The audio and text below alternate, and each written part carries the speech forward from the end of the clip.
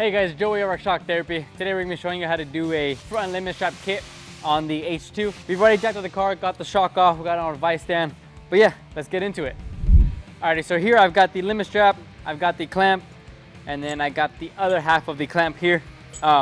So first thing you're going to want to do is you're going to want to run your clevis pretty much all the way up to the top where the nut is flush with the clevis itself.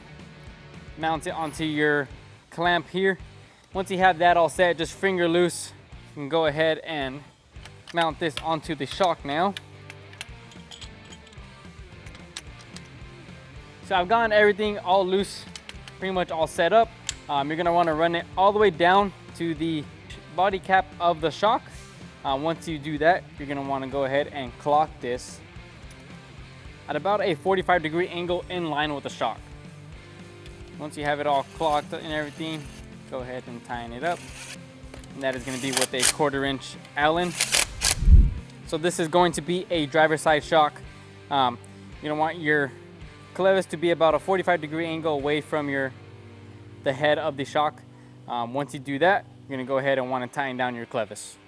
Now when you're tightening down this clevis, you're going to want to hold your clevis pretty much parallel with the eyelid and the end loop of the shock. Just go ahead and hold it in place. Tighten that up. All right, now we've got everything tightened down on the shock. One thing to note here is you're gonna want an even gap on each side. Make sure that this clamp is evenly tightened. Another thing to note is you're gonna want your bottom of the clevis where the strap is gonna mount to, you're gonna want that parallel with the head of the shock. Now that we've got everything all tightened down, ready to go ahead and throw the shock back into the car.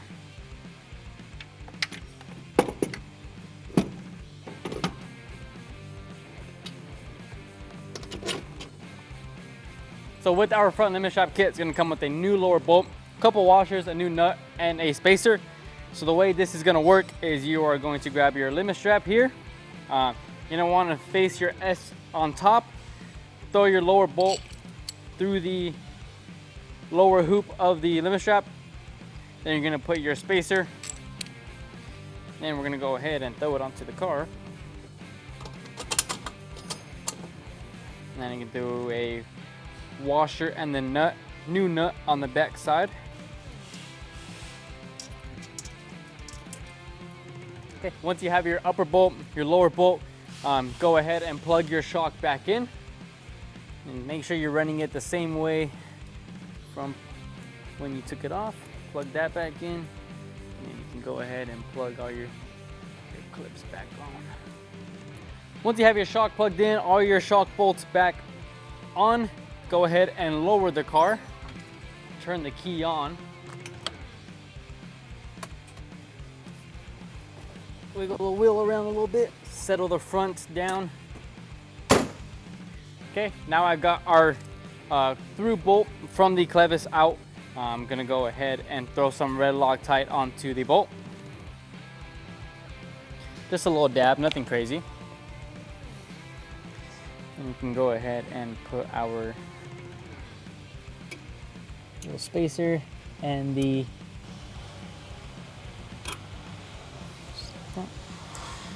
go ahead and grab our bolt. Then we can go ahead and tighten down the through bolt with a 5/8 wrench here. Okay, once you have your limit strap mounted to your clevis, go ahead and jack the car back up. Once you have the car all jacked up, go ahead and tighten your upper bolt. Now our lower bolt, the Shock Therapy's hardware, so it's going to be a different size. It's going to be a 3/4. Go ahead and tighten those down. Now we're going to go ahead and torque down our upper and lower shock bolts. Lower bolt's going to go to 80 foot-pounds. Upper bolt's going to go to 77. All right, once you've tightened down your shock bolts, torque them down, you can go ahead and lower the car. Alrighty, and the last thing we got to do here is going to add our tethers. We've got some Velcro straps here. Got 2 for each side. Go ahead and throw it out over the D-ring, over the spring, Velcro it back to itself. Gonna be the lower one, And then now we can go ahead and do our upper one.